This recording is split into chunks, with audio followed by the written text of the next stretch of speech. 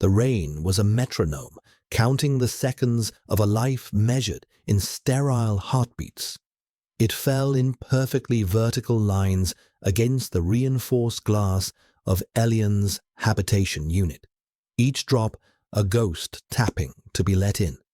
He stood before the window, a silhouette against the perpetual grey twilight of the city's upper strata, and watched the water sluice away the day's accumulated grime. His own world knew no grime. Here, in Unit 734 of the Azure Spire, the air was scrubbed of all particulates, all pollens, all unsanctioned pheromones. It smelled of nothing, which was the scent of safety. It smelled of control.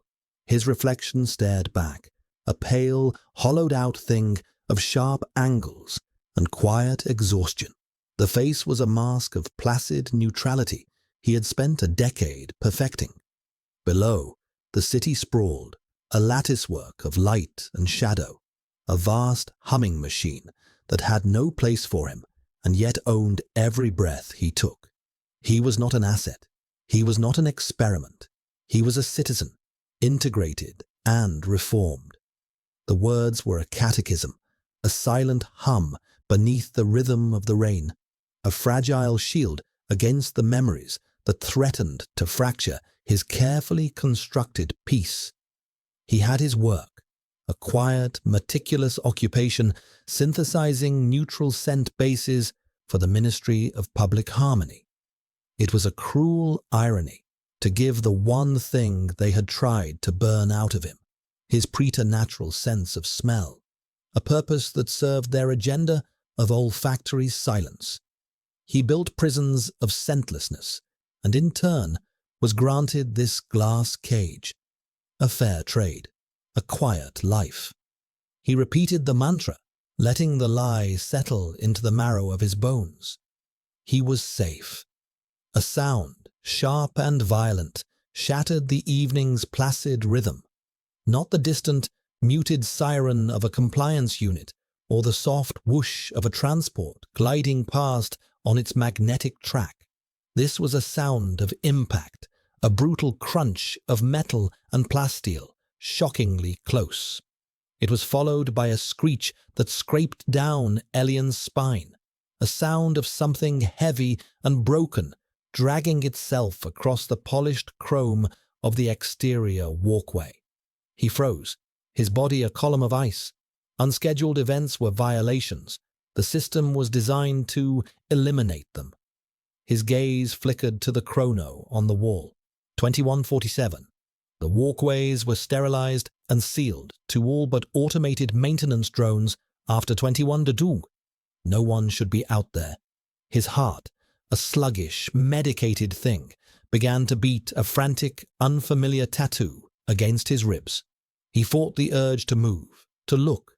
Observation was a form of participation, and participation was a risk.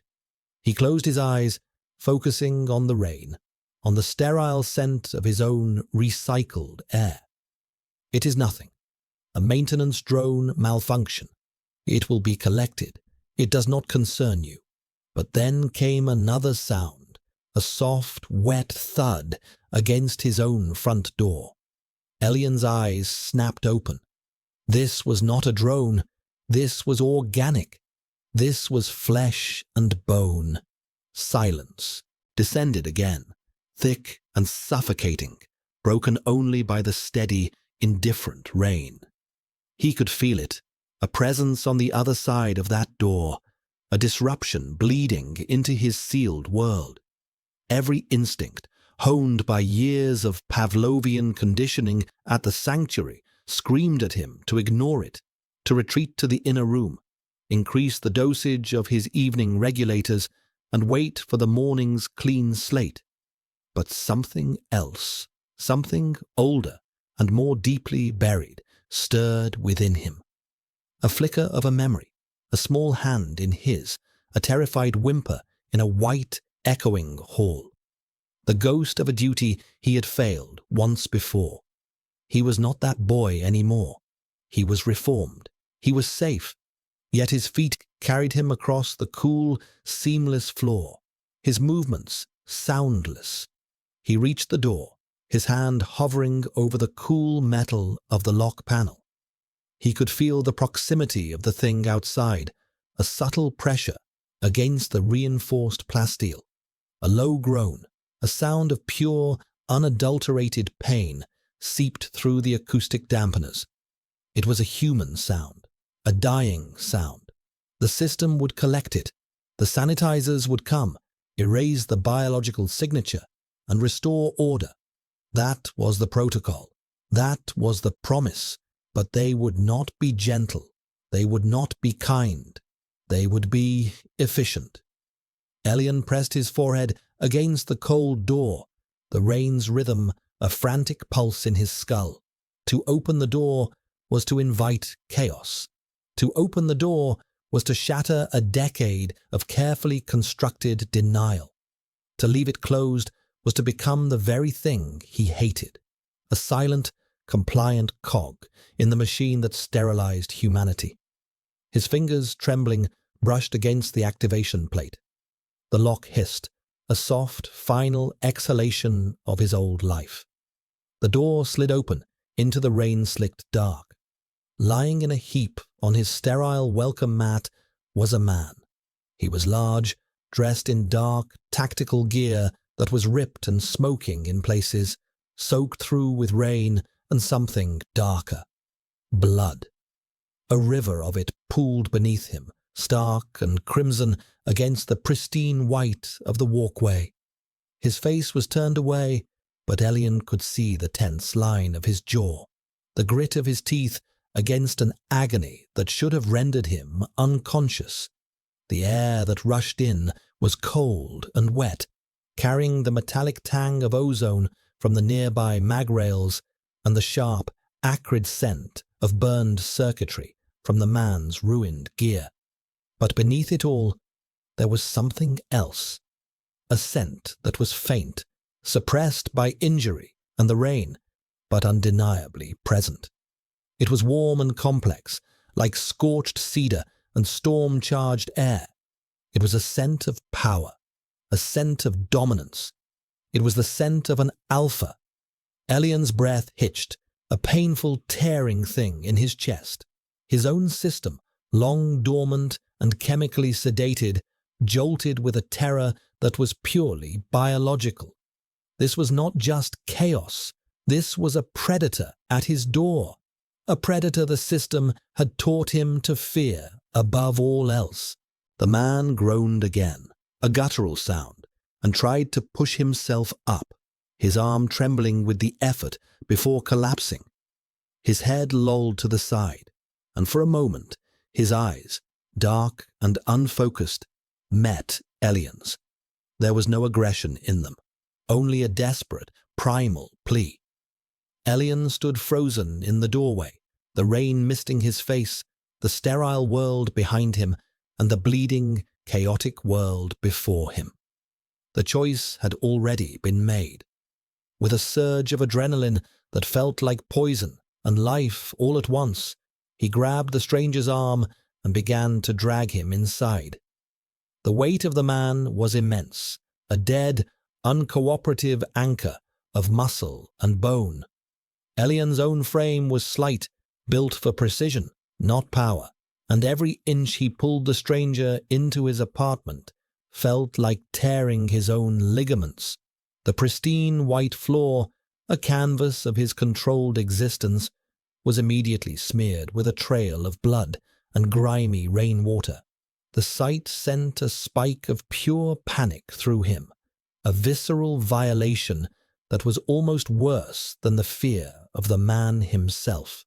He finally managed to heave the body fully inside, the door hissing shut behind them, sealing them in together. The silence that fell was profound, broken only by the stranger's ragged, shallow breathing and the frantic thumping of Elian's own heart. For a long moment, he simply stood there, staring at the mess, at the unconscious form sprawled across his floor. The man's scent was stronger in the enclosed space, a low, thrumming bass line beneath the coppery smell of his blood. It was tightly controlled, leashed by what must have been years of intense training or powerful suppressants. But it was there. A dangerous elemental thing that made the fine hairs on Ilian's arms stand on end. Protocol demanded he trigger the silent biohazard alert. A sanitizer team would be here in minutes. They would remove the body, sterilize the unit, and commend him for his civic diligence. They would also take his biometrics, run a deep scan of his hormonal levels, and undoubtedly note the spike in his adrenal glands, the faint, terrified flicker of his own suppressed biology. They would ask questions. They would scrutinize. He could not afford scrutiny. He was a reformed citizen, a model of integration, a fragile, glass-thin lie that would shatter under the first tap of official inquiry. He looked down at the man. One of his legs was bent at an unnatural angle, the tactical fabric torn away to reveal a deep, cauterized wound that still wept blood. A plasma burn, severe. His chest rose and fell in shallow, painful rasps. Without immediate medical attention, he would die. Right here, on Elian's floor, and a dead body was infinitely more difficult to explain than an injured one. A cold, clinical logic took over, a remnant of the survival training from the sanctuary. Threat assessment, asset preservation. Except this man was not an asset. He was a liability, a ticking bomb of biology and violence. Still, the logic held. A living problem could be removed. A corpse was a permanent stain. Elian moved, his actions stiff and automated. He retrieved his medkit, the standard civilian issue, wholly inadequate for this level of trauma, but better than nothing. He knelt beside the stranger, the proximity making his skin crawl. He took a deep, steadying breath of the filtered air, trying to center himself, to push back the primal fear coiling in his gut. He was a synthesizer. He understood chemistry, biology. This was just a system of flesh and blood that was failing. A problem to be solved. He took the trauma shears from the kit, the metal cool and solid in his trembling hand. He had to get the man out of his wet, damaged gear. He started at the collar, the thick, armored fabric resisting before giving way with a harsh rip. As he cut away the layers, exposing the pale, sweat-sheened skin beneath, the scent grew stronger. It wasn't the aggressive, territorial musk he'd been taught to expect, the kind described in hushed, fearful tones in the sanctuary's indoctrination halls. This was different. It was layered, complex. Ozone after a lightning strike, the deep, resinous smell of ancient cedarwood, the sharp, clean scent of frost on iron, and beneath it all, something else, something akin to sorrow. He worked methodically, cutting away the ruined uniform, exposing a torso corded with muscle and riddled with scars. Some were old, faded silver lines. Others were fresh, angry red welts. This was a life carved by violence. Elian's hands, usually so steady in his lab, shook as he applied a coagulant patch to the worst of the bleeding on the man's side. The stranger flinched in his unconscious state, a low hiss of pain escaping his lips. His body was a furnace, radiating a feverish heat. Infection was setting in. Elian pressed his fingers to the man's neck, searching for a pulse. It was thready, too fast. He needed antibiotics, painkillers, a proper cellular regenerator. All Elian had were dermal staples and broad-spectrum antiseptics. He cleaned the wounds as best he could, his touch detached, impersonal. He was not helping a person. He was containing a biohazard. He was sanitizing a contamination. But when his fingers brushed against the man's skin, a strange, electric jolt shot up his arm. an echo of a connection he hadn't felt in years, a faint hum of biological resonance that his suppressants should have made impossible. He snatched his hand back, as if burned. The man's head was turned towards him, his features no longer obscured.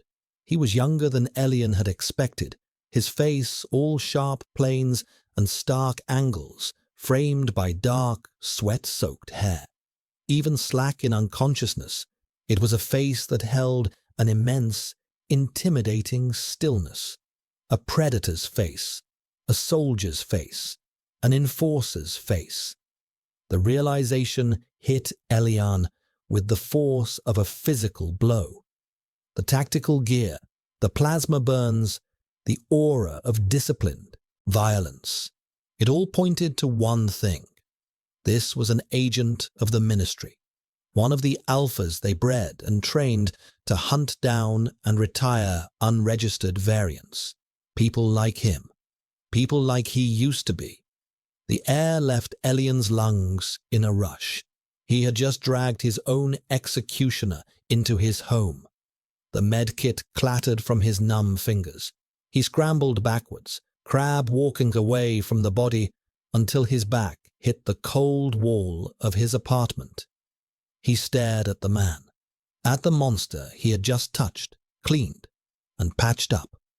The scent in the air was no longer just a scent. It was a threat, a promise of annihilation. The rain beat against the window, a frantic, panicked heartbeat.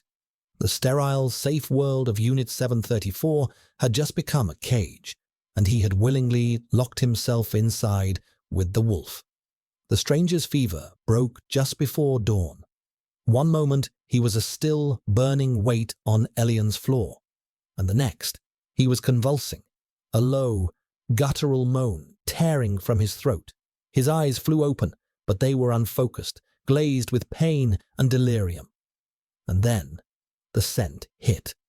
It was no longer a contained, subtle thing. It was a wave, a physical force that slammed into Elian and sent him stumbling back. The tightly leashed control the man possessed had shattered, and his raw, undiluted alpha pheromones flooded the small apartment. It was suffocating. It was absolute. The carefully balanced chemistry of Elian's world disintegrated in an instant. The scent was everything the sterile air was not. It was rich, complex, and alive. It smelled of dominance, of power, of scorched earth and thunderstorms.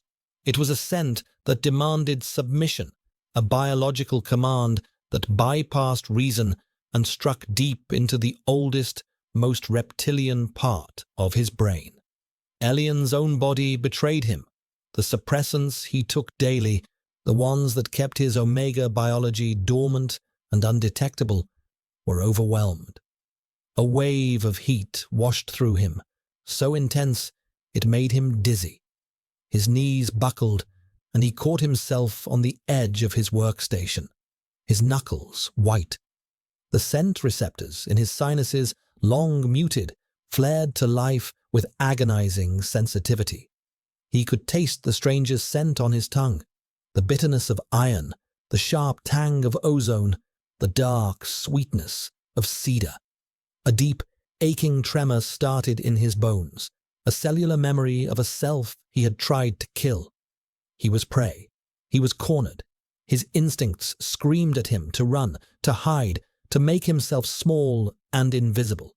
But another, darker instinct rose with it. A treacherous, shameful pull towards the source of the scent. A deep, biological yearning to answer the call of that power, to soothe the pain that was causing it to lash out so violently. He gagged, pressing the back of his hand to his mouth. This was what the sanctuary had warned him about. The loss of self, the biological slavery. He would not succumb. The man on the floor thrashed, his hand reaching out, grasping at nothing. No. Stand down. Order, he mumbled, his voice a raw rasp.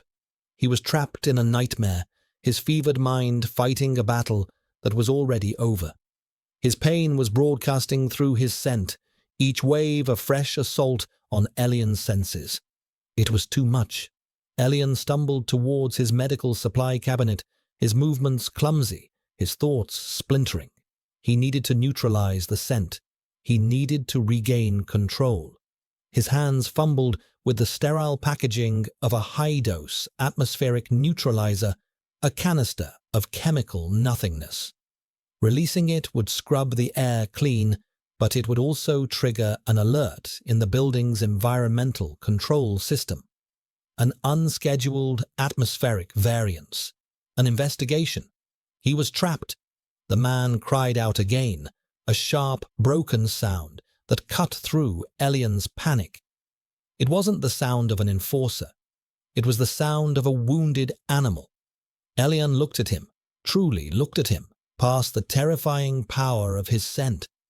He saw the sweat pasting his dark hair to his forehead, the frantic, terrified flicker of his eyes, the deep lines of agony etched around his mouth. He was not a monster in that moment. He was just a man, broken and burning alive in his own skin. The memory of the small hand in his, the child he had failed to protect in the sanctuary, rose again, sharp and clear. He had stood by and done nothing, then, paralyzed by fear. He would not do it again. He dropped the neutralizer. It rolled across the floor with a hollow clatter. He grabbed a different vial from his kit, a rapid-acting sedative and fever reducer. It was a risk. The dosage for an alpha, especially one in this state, was dangerously unpredictable. But the alternative, letting this pheromonal storm continue, was a guaranteed disaster. He approached the man, his body screaming in protest. Every step felt like wading through thick, electrified syrup. The scent was a physical barrier, pushing him away, even as his treacherous biology pulled him closer. He knelt, the alpha's fever heat washing over him. "It's all right," Elian heard himself whisper, the words thin and reedy in the charged air. "I'm trying to help." The man's unfocused eyes fixed on him. For a split second, a flicker of lucidity, of awareness, crossed his face. His scent changed, the raw power momentarily softening, laced with a new note of confusion. He didn't attack, he just watched, his breathing harsh and ragged. Elian took the opening. With a swift, practiced movement, he pressed the hypospray to the man's neck.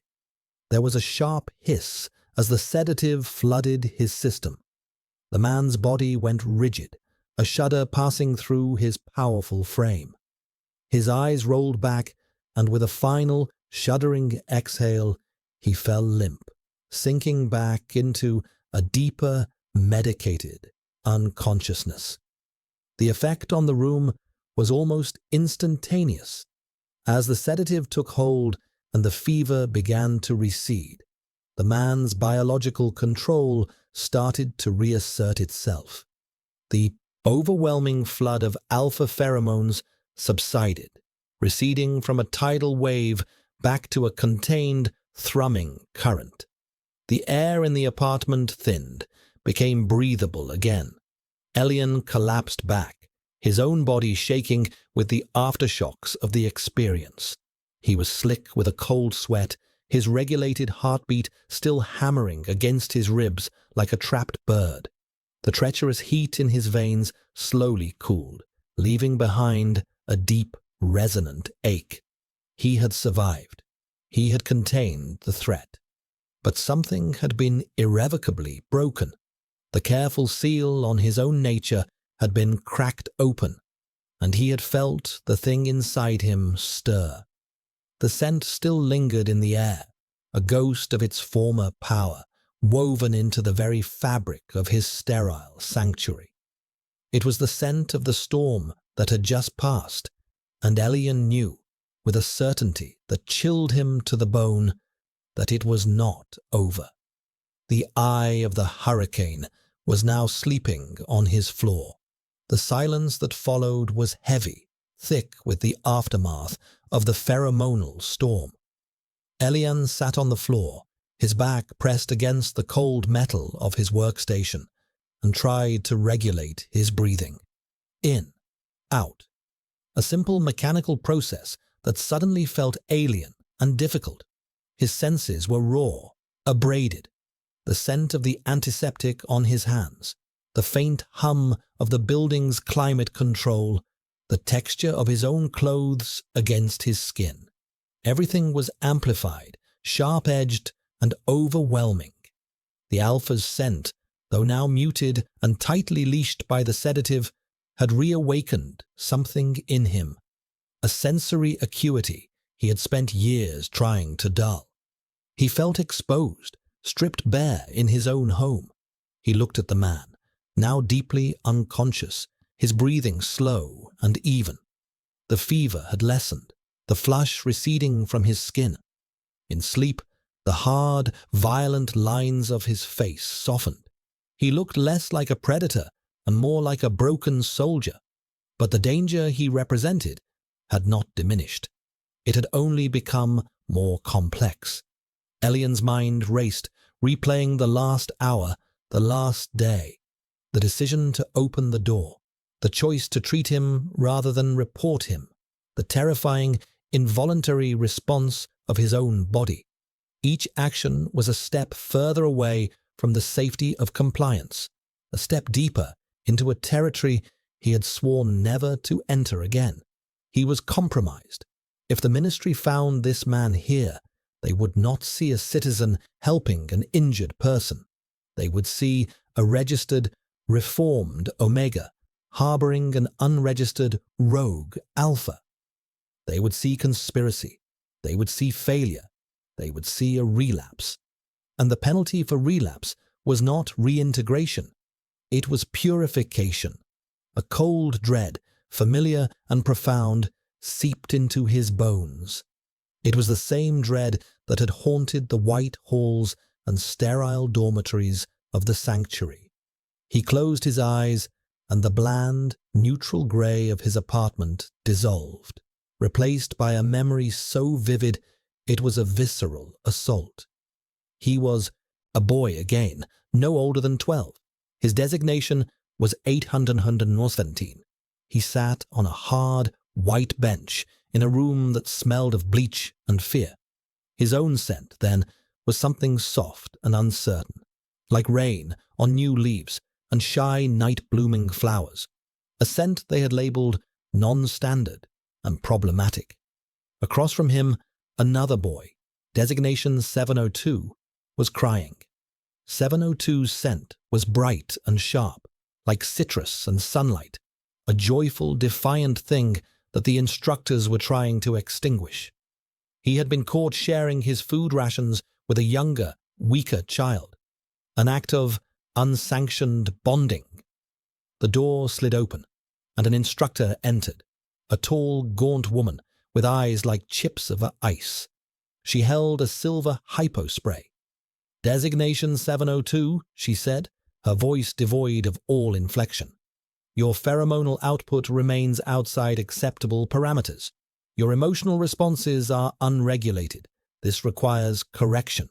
702 shrank back, his bright scent souring with terror. "I'm sorry," he whispered. "I'll be good." The instructor ignored him. She looked at Elian. "Designation 8117, observe. This is the consequence of emotional contagion, of instinct over order." She pressed the hypospray to 702's neck. The boy screamed, a high, thin sound that was abruptly cut off. His body went rigid, then limp, and his scent, it vanished. It was not masked or suppressed. It was gone, erased. The air where the smell of sunlight and citrus had been was now a perfect, sterile void, a chemical lobotomy. 817 stared, his heart a frozen lump in his chest. He had wanted to reach out, to say something, to stop her, but he had remained perfectly still, a model of compliance. He had watched them erase his friend, and he had done nothing. The boy they returned to the dormitory later that day was a hollow shell. He never spoke again. His eyes were empty. He was perfectly ordered, perfectly silent, perfectly broken. Elian's eyes snapped open, the sterile walls of his apartment coming back into sharp, painful focus. He was breathing hard, the ghost of that chemical bleach smell stinging his nostrils. That was what they did to those who failed. They didn't kill you. They erased you. They scooped out the part of you that was human, the part that felt and connected and smelled of life, and left behind an obedient, functional husk. He had survived the sanctuary by becoming a ghost, by learning to suppress his own nature so completely that he almost believed the lie himself. He had built this life, this sterile, scentless cage, to protect himself from that fate. And now, a single act of misguided compassion had put it all at risk. He looked at the alpha on his floor. This man, this enforcer, was a product of the same system. They had honed his alpha nature into a weapon, just as they had tried to excise Elian's omega nature. They were two sides of the same cruel coin, both shaped and scarred by the ministry's obsession with control. A new resolve began to crystallize out of the fear. He would not be that silent boy on the bench again. He would not stand by and watch another person be erased, even if that person was his enemy. And he would not let them erase him. This man was a problem, but he was also, perhaps, a key. He knew the ministry. He understood their protocols, their weaknesses. If Elian could get him conscious, get him to talk, he might learn something that could save them both. It was a desperate, foolish gamble. The man would likely kill him the moment he was strong enough to stand. But the alternative, passively waiting for the sanitizers to knock on his door, was no longer an option. He had crossed a line. There was no going back to the safety of silence. He stood up, his legs shaky but steady. He walked to his small kitchen alcove and filled a glass with water. He took out a nutrient pack, the kind used for emergency sustenance. He would keep the man alive. He would get his answers. And then he would figure out how to survive the storm he had just let into his life. The apartment was no longer a sanctuary. It had become a battleground. And for the first time in a decade, Elian felt a flicker of something that was not fear, but a cold, hard, dangerous defiance. Hours bled into a long, tense vigil. Elian moved with a quiet, deliberate purpose, a stark contrast to the storm of anxiety raging within him. He managed to clean the floor, the harsh, sterile scent of the cleaner, a comfort against the lingering, organic smell of the alpha. He dragged the man's heavy, unconscious body onto a thermal blanket, propping his head with a folded towel, an act that felt dangerously close to care. He monitored the man's vitals with a small, palm-sized diagnostic tool from his medkit, watching the numbers on the tiny screen with an obsessive focus. Temperature slowly normalizing, heart rate steadying, respiration deep and even. The sedative was working. The man was stable. For now, the city outside began to stir, the grey pre-dawn light filtering through the window, painting long, skeletal shadows across the room. The sound of early morning transports began their low hum, a return to the familiar rhythm of a world that was, for the moment, oblivious to the quiet treason being committed in Unit 734. The stranger began to stir near midday. It started with a flicker of his eyelids, a slight tensing of his jaw. Elian, who had been cataloguing his small supply of scent essences at his workstation, a nervous, focusing habit, froze. He watched, his body taut as a wire.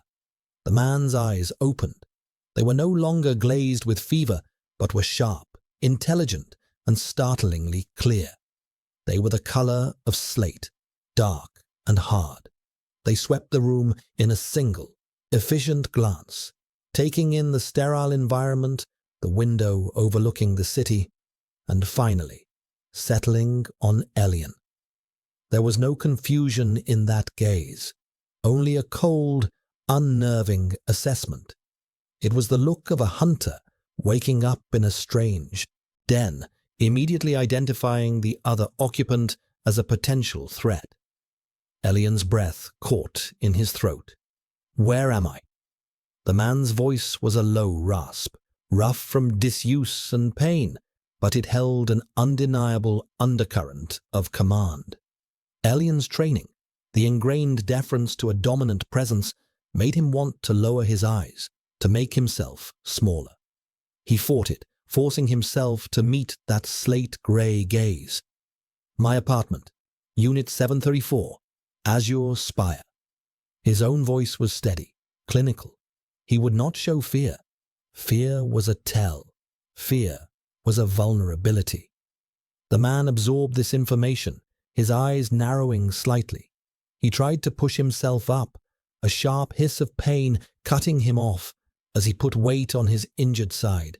He fell back, his face pale, but the look of assessment never wavered. "You brought me in." It wasn't a question. It was a statement. "You were bleeding out on my doorstep," Elian replied. His tone clipped. "A biohazard on a public walkway is a reportable offense. I was containing the situation." He fell back on the language of the ministry, the cold, detached jargon that stripped humanity from every interaction. It was a shield. The man's lips twisted in a humorless smirk. "Containing the situation."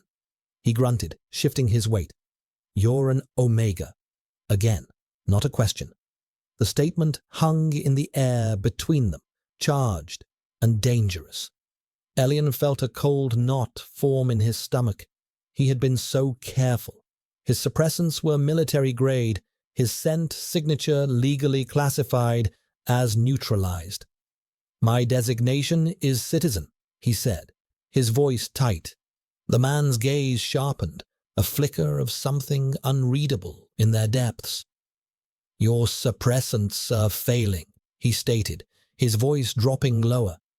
"I could smell you the moment I woke up. Faint, like rain and crushed stone. You're terrified." The clinical observation was more violating than any threat. He was being read, dissected by a sense far more powerful and predatory than his own. The mask of neutrality Elian wore felt paper-thin. He could see it in the man's eyes. He was not just an Omega. He was an unstable Omega, a variable, a risk. "Who are you?" Elian demanded, deflecting. "Why were you out there? Those were ministry-issue plasma burns." The man's jaw tightened. He stared at the ceiling for a long moment, the silence stretching, thick with unspoken truths. "My name is Kalen," he finally said, his gaze returning to Elian's. "And yes, they were ministry burns. Because I was, until yesterday, an enforcer. Unit Captain, 9th Precinct." The confirmation landed like a stone in Elian's gut. It was worse than he thought. Not just an enforcer, a captain, a high-ranking wolf in the ministry's pack. "So you're a deserter," Elian breathed, the pieces clicking into place. "They weren't trying to capture you. They were trying to erase you." Kalen gave a short, harsh nod. "A disagreement in policy," he said, the words dripping with a dark, bitter irony. "I was tasked with retiring a target, an unregistered Omega family in the lower sectors.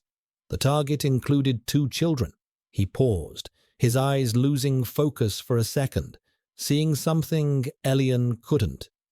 "I refused the order. My unit was given a new directive, my own termination." The revelation was staggering. An enforcer, one of the Ministry's most conditioned and loyal weapons, had defied a direct order to protect an Omega. It was unthinkable. It went against every doctrine, every piece of conditioning they were subjected to. Why? The word escaped Elian's lips before he could stop it. Kalen's gaze met his, and for the first time, Elian saw past the soldier, past the alpha, and saw the man. He saw a profound, bone-deep weariness. "Because I was tired of sanitizing the world," he said, his voice low and raw. "Tired of being the Ministry's scalpel, cutting out anything they deemed imperfect. The children, they were just children." The confession hung between them, a fragile, dangerous bridge. This man, his sworn enemy, was a traitor to the system that had created them both. He was not here to hurt him. He was running from the same monster. The dynamic in the room shifted, the clear lines of predator and prey blurring into something far more complicated. They were not just an alpha and an omega trapped in a room. They were two fugitives. "They know you're in this, Spire," Elian said, his mind racing, processing the new reality. "They'll be locking it down, sweeping it level by level." Kalen nodded slowly. "They'll use purifiers, sniffers. They'll be looking for my scent signature." His eyes fixed on Elian with a new, urgent intensity. "And now, they'll be looking for an Omega whose suppressants are failing." The truth of their shared predicament settled over them with a chilling finality. Elian had not just invited a man into his home. He had invited a death sentence. By saving Kalen, he had inextricably linked their fates. Kalen's fight was now his fight. His pursuers were now his pursuers. The sterile sanctuary of Unit 734 was no longer a cage. It was the epicenter of a manhunt, and they were trapped inside, waiting for the hunters to arrive. The city lockdown began 2 hours later. It was not announced with sirens or public broadcasts. It was a silent, insidious process. The low hum of the transport systems ceased. The automated delivery drones rerouted, their soft whirring vanishing from the skyways.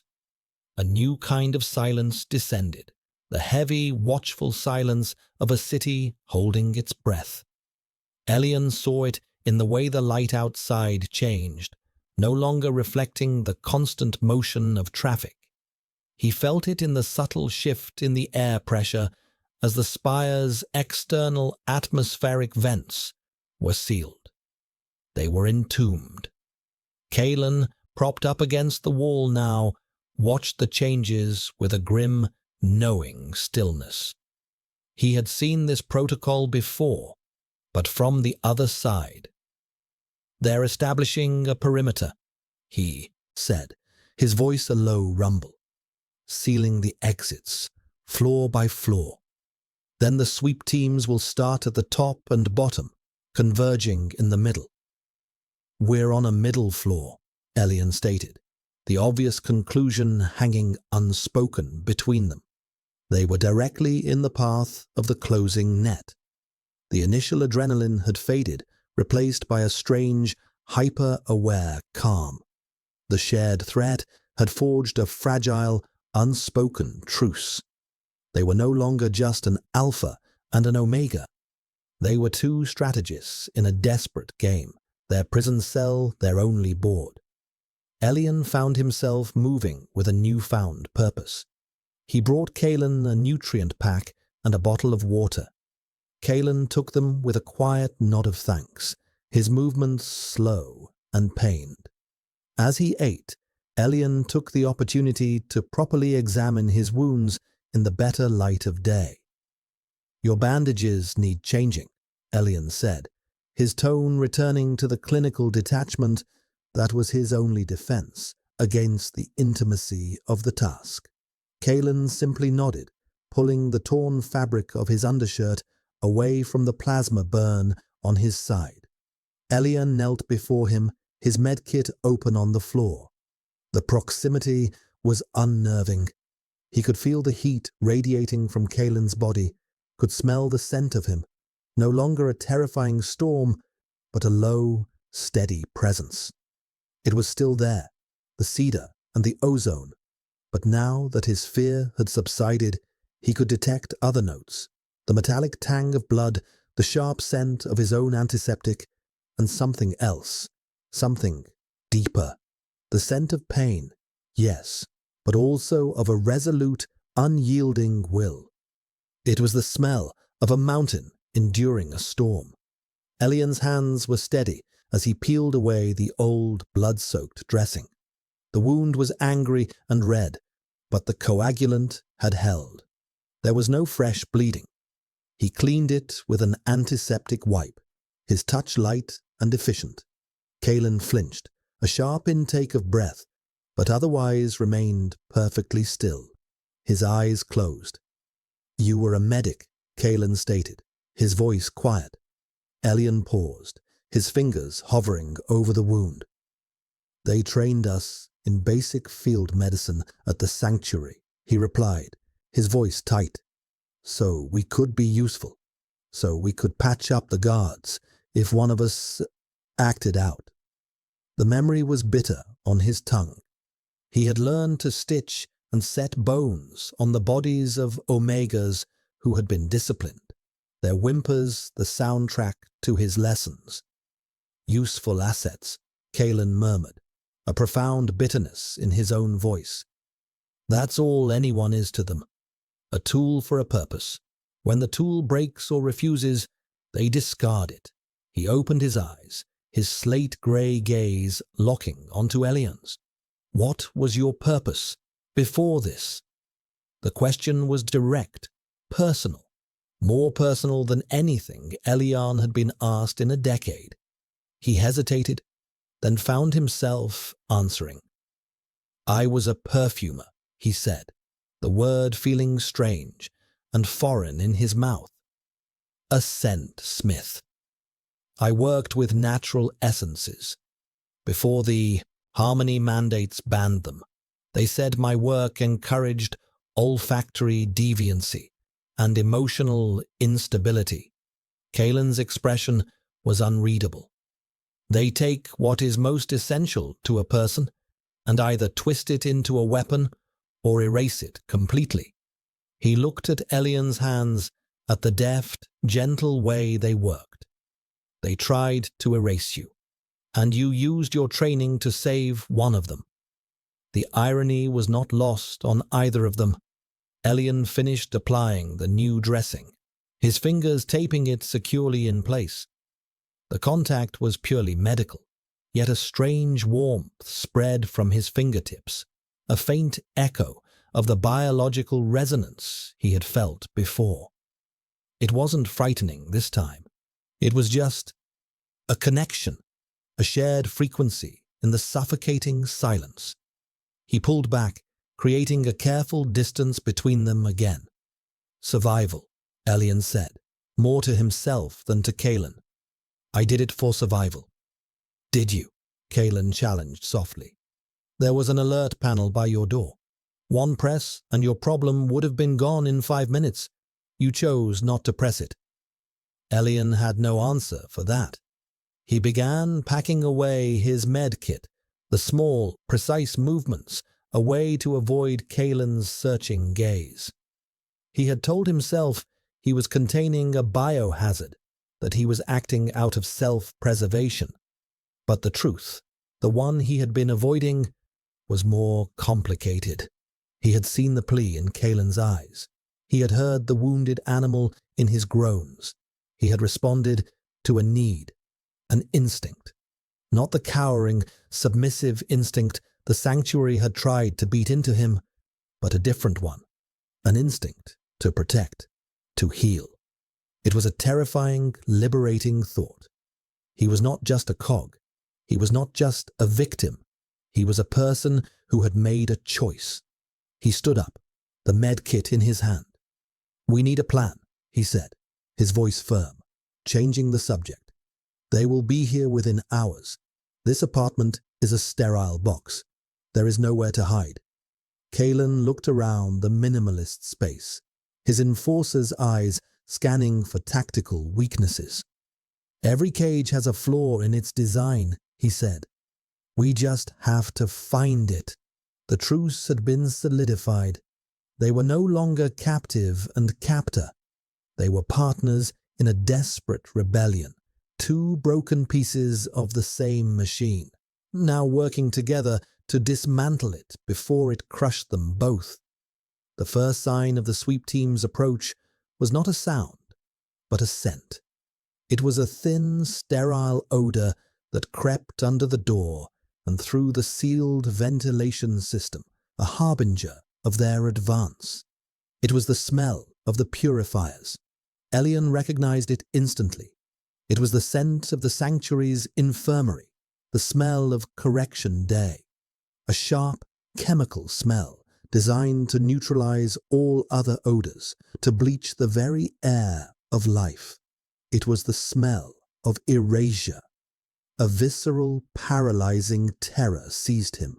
His hands began to shake, and the air in his lungs turned to ice. He was 12 years old again, on a white bench, watching them drag his friend away. "They're close," he whispered, his voice trembling. "I can smell the neutralizer." Kalen was on his feet, ignoring the searing pain in his side. He moved to the door, pressing his ear against it. He was weakened, but his training was a deep, ingrained thing. His body, even broken, was a weapon. "How close?" he asked, his voice a low, urgent command.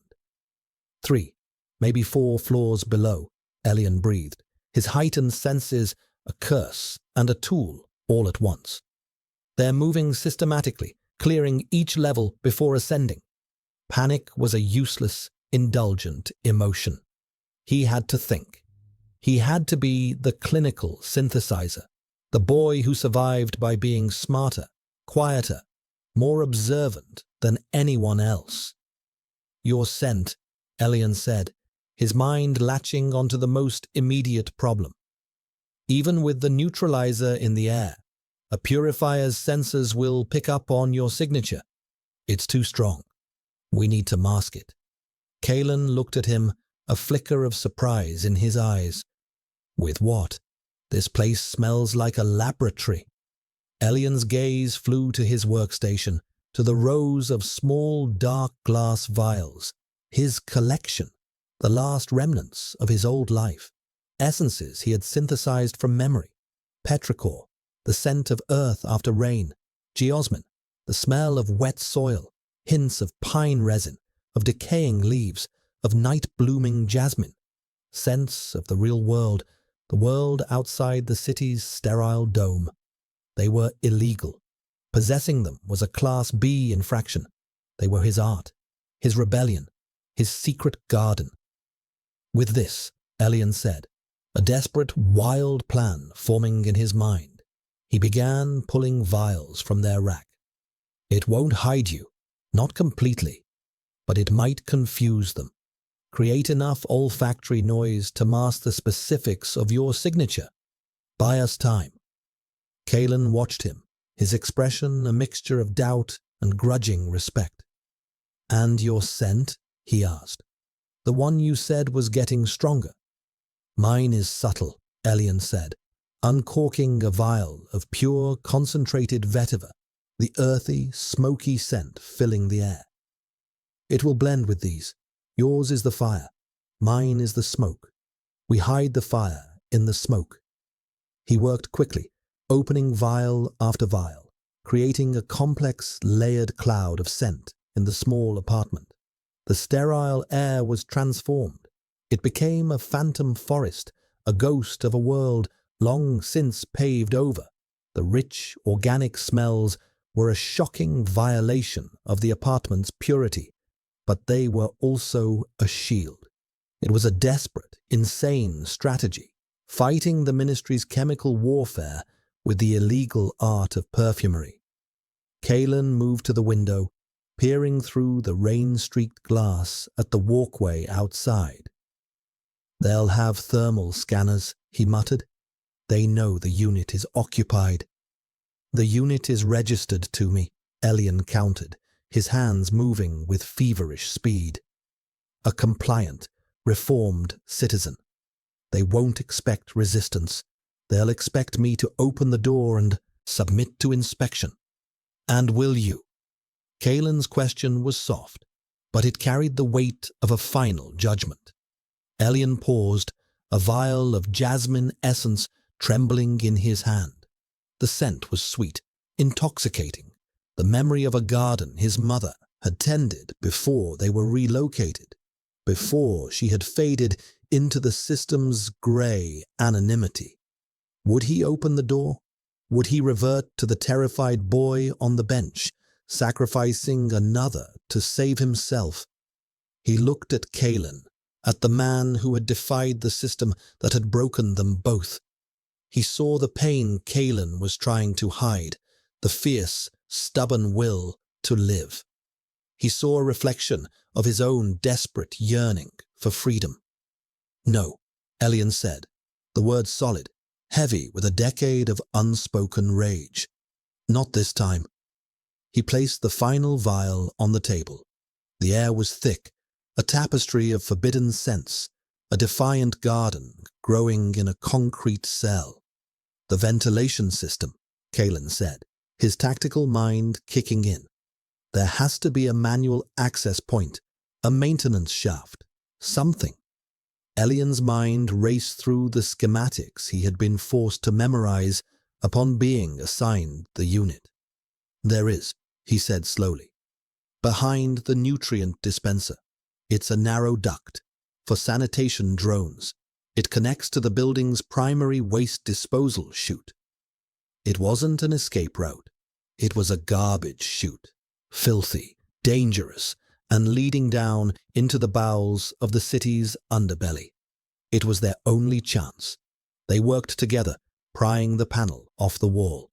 The opening was small, dark, and smelled faintly of ozone and refuse. It was an exit, a dirty, desperate hole in the side of their cage. Just as they secured the panel's removal, a sharp, metallic rap echoed from the front door. 3 times, the official, non-negotiable summons of a ministry compliance team. They froze. On the other side of that door, the purifiers stood in the hallway, their chemical scent seeping into the air, their sensors already analyzing the strange, organic smells bleeding from the unit. The hunters had arrived. The game was over. A new one was about to begin. A voice, amplified and chillingly calm, cut through the silence. Citizen Elian 734, this is a mandatory atmospheric inspection. Please open the door. It was not the anonymous voice of a grunt soldier. It was a voice Elian knew, a voice that haunted the deepest, darkest corners of his memory. Director Valerius, the man who had overseen the sanctuary, the architect of his reformation. Elian felt the blood drain from his face. This wasn't a random sweep. They had been looking for him. Kaelin saw the look on his face, the raw, unadulterated terror. He put a hand on Elian's shoulder, a steadying, grounding pressure. Who is it? He murmured. The man who runs the Enforcer program, Elian whispered, his voice barely audible. The man who ran the sanctuary. He knows me. The situation had just escalated from a desperate escape to a personal reckoning. Valerius was not a soldier. He was a psychologist, a master of manipulation. He wouldn't just breach the door. He would try to dismantle Elian from the inside out. Citizen, Valerius's voice came again, smoother this time, laced with a false, paternalistic concern. I know you are in there. I can detect a significant pheromonal anomaly, an unregistered alpha signature. You are in danger. Open the door, and we will help you. The lie was so blatant, so perfectly crafted to prey on the fears instilled in him that it was almost masterful. "You are in danger. We will help you," the old mantra of the sanctuary. "We are breaking you for your own good. We are erasing you to make you safe." Kalen's eyes were fixed on Elian, watching his reaction. He saw the tremor in his hands, the widening of his eyes. "Don't listen to him," Kalen said, his voice a low, fierce growl. "He's trying to get inside your head. It's what they do." Elian knew he was right, but the voice was a key, unlocking a decade of locked-away trauma. He could feel the phantom sensation of the sanctuary's restraints on his wrists, smell the chemical bleach of correction day. "Elian," Valerius's voice softened further, using his name now. A calculated violation of protocol, a feigned intimacy. "I remember your case file. Such a gifted boy. So sensitive. You were one of our greatest successes. Don't throw all that progress away for a broken, violent animal. He is a failed asset, a defective tool.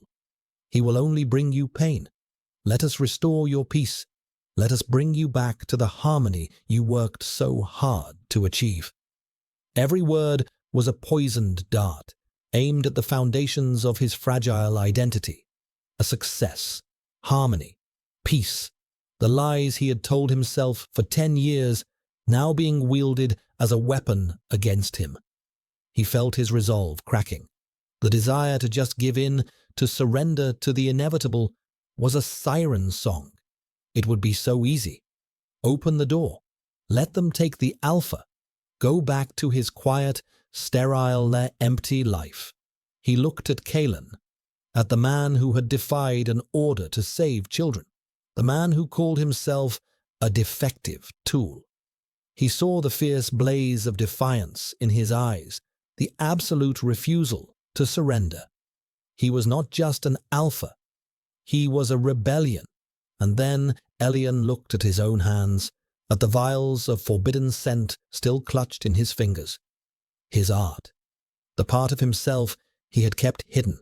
The one thing that was truly his. The smoke to hide the fire. Valerius thought he was a success because he was quiet, because he was compliant. He had no idea what grew in the silence, the rage, the memory, the defiance. A cold, clear anger cut through the fog of his fear. It was a feeling so foreign and yet so right that it felt like breathing for the first time. "He's not a tool," Elian said, his voice quiet but ringing with a newfound strength that startled them both. He looked at Kalen, a silent message passing between them. An alliance forged in a shared cage. "And I am not your success." He turned to his workstation, his movements no longer frantic, but filled with a terrible, liberating purpose. He gathered the rest of the vials, his most precious, most potent essences, the ones that held the strongest memories, the scent of the sea from a storybook his father used to read him, the smell of baked bread from a life he could barely remember, the pure, unadulterated scent of a lightning storm, captured and bottled. These were not just scents. They were ghosts. They were his history. They were his soul. "What are you doing?" Kalen asked, his eyes wide. "Creating a bigger fire," Elian said, a strange, wild smile touching his lips. He walked towards the door, the glass vials clutched in his hands like grenades. Outside, the sound of a plasma torch began to whine, the sizzle of superheated energy against the door's locking mechanism. They were coming through. Time was up. Elian looked at Kalen at the escape route behind the nutrient dispenser. "Go," he said. "Get out of here. I'll buy you time." Kalen stared at him, his expression a conflict of shock and disbelief. "I'm not leaving you." "You must," Elian insisted, his voice hardening. "My fight is here. Yours is out there. Now go." He didn't wait for an answer. He turned his back on his only ally, his only chance of escape. and faced the door. He faced Valerius. He faced his past. He was ready to burn it all to the ground. The sound of the plasma torch reached a high-pitched scream, and with a final, explosive hiss, the lock on the door vaporized. A heavy, booted foot kicked it open, and it slid violently into the wall. Two figures in matte black purifier armor filled the doorway, their filtered helmets turning them into faceless, insectoid monsters. Behind them, standing in the sterile white hallway, was Director Valerius. He was just as Elian remembered him. Tall, impeccably dressed in a severe grey suit, his face a calm, placid mask that didn't quite reach his cold, calculating eyes. He surveyed the room, his gaze sweeping over the chaotic array of scents, the overturned furniture, and finally settling on Elian. A flicker of disappointment crossed his features, the look of a scientist observing a failed experiment.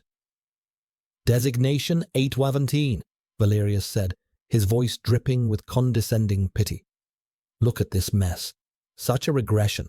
All that work, undone by a single stray."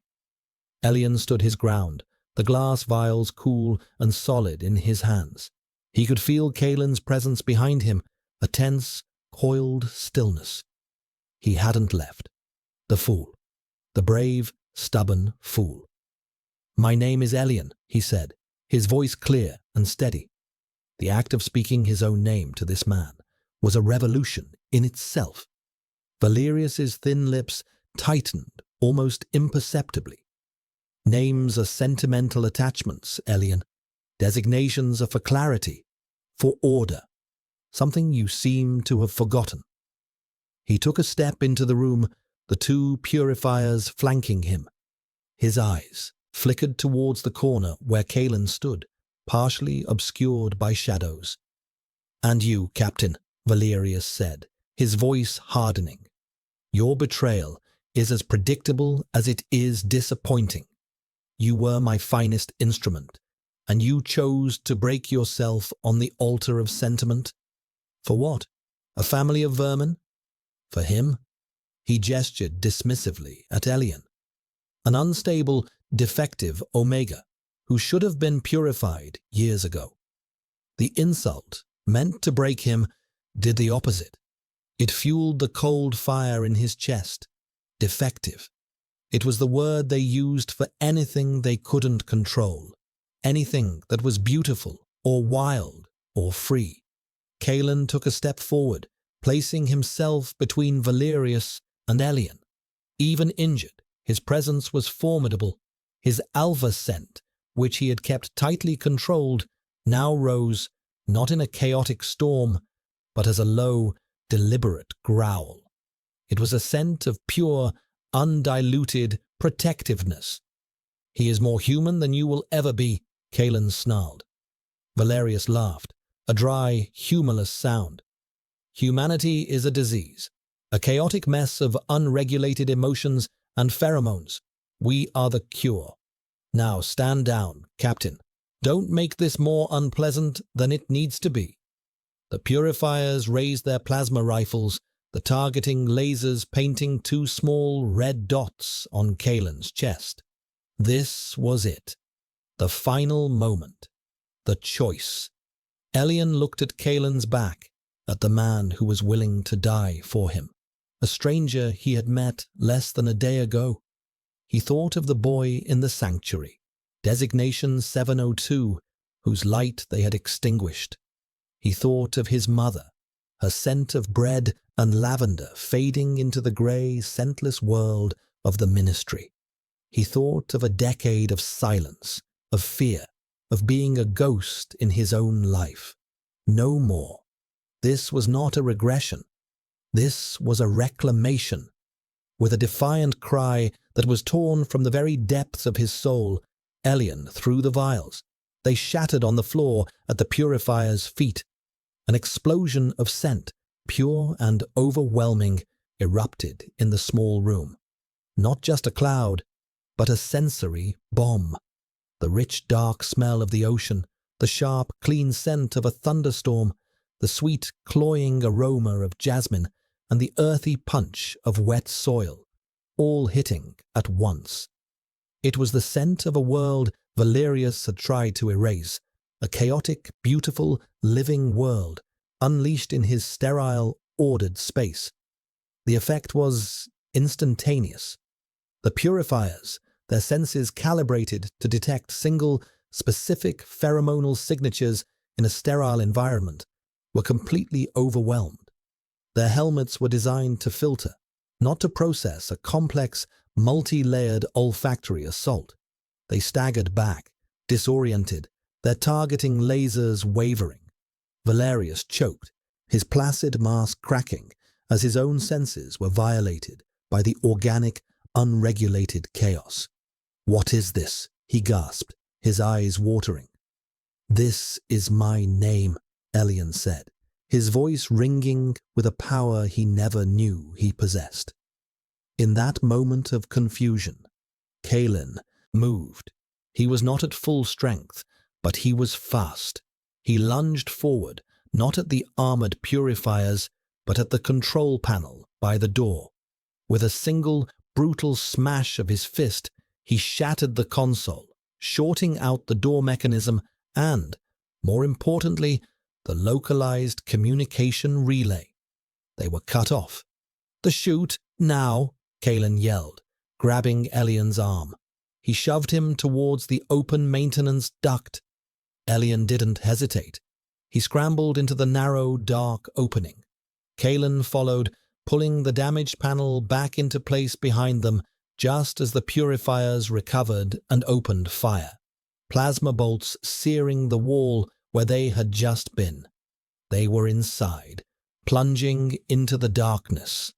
Together. The fall was a dizzying, terrifying plunge through darkness and filth.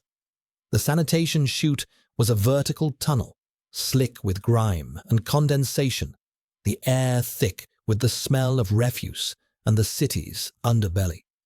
Kalen had managed to slow their descent by bracing his hands and feet against the sides, his powerful body acting as a brake, hissing in pain as his injuries were jarred with every impact.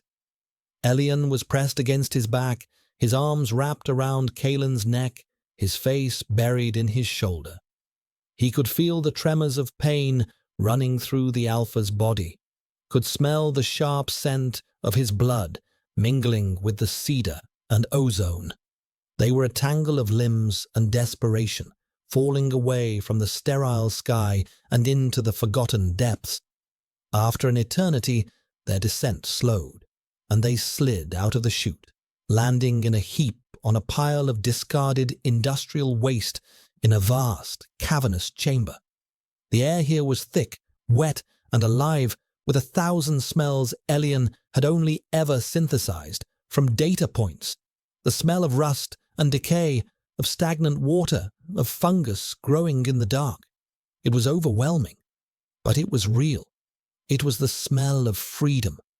They lay there for a moment, catching their breath, the adrenaline slowly beginning to fade, leaving behind a deep, throbbing exhaustion. Above them, they could hear the faint, distant sounds of the alarm they had triggered, the hunt resuming its course. But down here, in the guts of the city, they were ghosts. They were needles in a continent-sized haystack. Kalen rolled onto his back, groaning as his wounds protested. Elian pushed himself up, his own body aching and bruised. He looked at Kalen, his face barely visible in the dim, ambient light filtering down from a distant grate. "Are you?" he started, but couldn't finish the question. Kalen managed a weak, grim smile. Still breathing, he rasped. "You." "The same," Elian said, a small, shaky laugh escaping him. He was alive. He had fought back. He had escaped. They were in the old substructures, the forgotten foundations of the city that had been built over, layer by layer, for centuries. A maze of maintenance tunnels, abandoned transit lines, and vast, echoing cisterns, a place the ministry preferred to pretend didn't exist. It was a world away from the clean, ordered spire they had left behind. Elian looked at his hands. They were covered in grime. His clothes were torn. He probably smelled of garbage and fear. He had never felt more alive. He looked at Kalen, the fearsome enforcer, the powerful alpha, now lying wounded and vulnerable in the dark. He had come back for him. He had refused to leave him behind. A strange, warm feeling bloomed in his chest, something that had nothing to do with biology or instinct.